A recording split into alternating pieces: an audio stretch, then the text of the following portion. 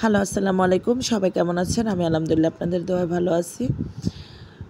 তো আমার অতিরিক্ত গরম পড়ছে তো অনেক ঠান্ডা পানি খাইছি। তারপর হচ্ছে ঠান্ডা পানি খাইছি, শরবত এটা ওটা সব কিছুই ঠান্ডা খাইছি। এই জন্য গলাটা একটু বইসা গেছে। আর আমার নাকের মধ্যে মাংস বাড়া অনেক বছর আগে বলছিল অপারেশন করার জন্য। তো করব করে করা হয়ে ওঠে নাই।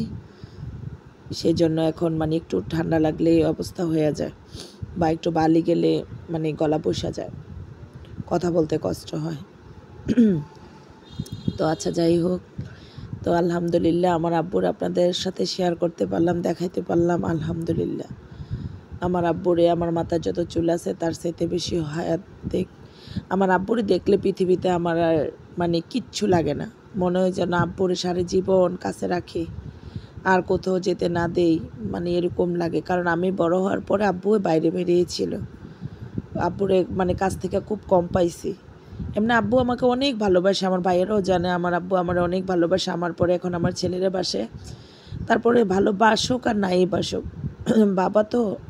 আর আমার আব্বু আমার জন্য অনেক স্পেশাল, অনেক আমার চোখে দেখা একটা পৃথিবীর সবচেয়ে একটা ভালো বাবা। আমার বাবা আমার জন্য অনেক বকাবকি খাইছে আমার ভাইয়াদের কাছ থেকে। যে কোনো কারণে এগুলো আপনাদের সাথে শেয়ার করব। আস্তে আস্তে দিন যাক, সব কিছু আপনাদের সাথে এগুলো শেয়ার করব। তো দেখেন আমার আব্বু আমার মেয়েটা কি সুন্দর করে মোবাইল দেখতেছে, খবর দেখতেছে। আব্বুয়ে মানে আমরা যে ক্যামেরার পিছনে হাসতেছি দুষ্টামি করে, ওরা ভিডিও করতেছে, ওরা বুঝতে পারতেছিল না। তো আচ্ছা, যাই হোক, কেমনে যে আপনাদের সাথে কথা বলতে বলতে সময়গুলো কোথায় দিয়ে চলে যায়, মনে হয় যেন আরও অনেক কথা বলতে ইচ্ছা করে। মানে আমার পুরা লাইফের এত কষ্ট, এত হিস্টোরি না বললে তো আর বোঝা যায় না, পুরাগুলো বলতে ইচ্ছা করে কিন্তু বললে উঠে নাই। আর এটা হচ্ছে আমাদের এত সিঁড়ির রুম। তো মানে এই সিঁড়ির ধাপ বলে আর কি। তো এটাকে এতদিন টাচ করা ছিল না, আপনাদের সাথে আমি একবার একটা ভিডিওতে শেয়ার করছিলাম। তো এখন আব্বু আসছে, আজকে 3 বছর আগে করার কথা ছিল, যে কোনো কারণে হয়ে ওঠে নাই, একটা ব্যক্তিগত কারণে।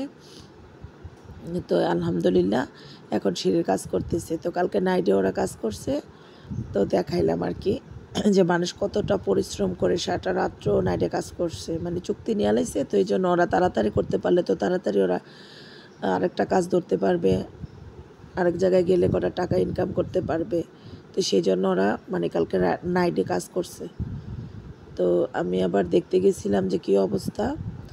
তো আমি আমার মেয়ে আব্বুয়ে তখন আর কি ভিডিও করলাম। তো আলহামদুলিল্লাহ বাসায় কাজ করতেছে, কাজ হলে তারপরে আবার নেক্সট ভিডিওতে দেখাবো। তো এইবার আব্বু আসছে, মানে আমিও কিছু টাকা জমাইছিলাম, আব্বুও বলছিল কিছু দিবে, কারণ আব্বুয়ে আমার ভাইয়েদেরকে দিলে আমাকেও দেয়, এমন না যে আমারই দেয় না। যখন যখন আমার ভাইয়েদেরকে কিছু করে দেয় তখন আমারও করে দেয়, আমার মেয়ে হিসাবে এমন না যে দেয় না। তো আব্বু আগের থেকে কথা ছিল আমারও এটা ওটা করে দিবে। তো আমি আর আব্বুরে বেশি চাপ সৃষ্টি করি না, কারণ আমার ছেলেটা এমনি আব্বু থেকে অনেক কিছু নেয়, এটা সেই জন্য আমি আর প্রেশার গেট করি নাই। আমি বলছি ঠিক আছে, তোমার হাতে হইলে টুকটাক কিছু দিয়ে দিও আস্তে ধীরে করে। তো একটা বেসিং আবার কিছুদিন আগে আমি নিয়ে আসছিলাম আমার টাকা দিয়ে কিনে, বেসিংটা আবার আমার ছেলের হাতের ধাক্কা খেয়ে ভেঙে গেছিলো। তখন আব্বুরে বলাতে আব্বু বলছে ঠিক আছে আমি এসে আয়না দিব। তো এখন কালকে আয়না দিচ্ছে আব্বু, বেসিংটা আপনাদের সাথে শেয়ার করব। মানে আমাদের বাজেটের মধ্যে যতটুক ছিল এতটুকু, হাই বাজেটে গেলে অনেক দাম, আবার লো বাজেটে গেলে সুন্দর হয় না দেখে। তখন এটা আসছিল মোটামুটির ভিতরে, যাই হোক। তারপর এই বেসিংটা নিয়ে আসলাম আর কি, এই যে এই বেসিংটা। তো কেমন হয়েছে বেসিংটা সবাই কমেন্ট করে জানাবেন। ভালো থাকবেন, ওকে, আল্লাহ হাফেজ।